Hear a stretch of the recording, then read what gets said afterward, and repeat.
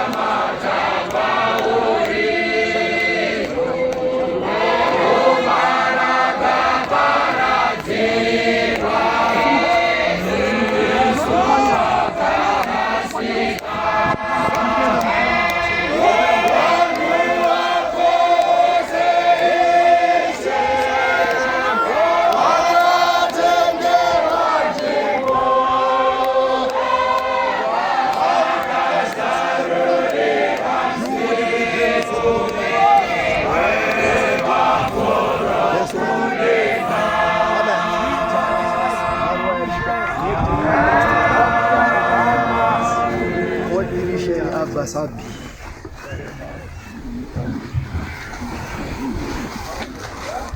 Ndini muivhangeri dzinoreva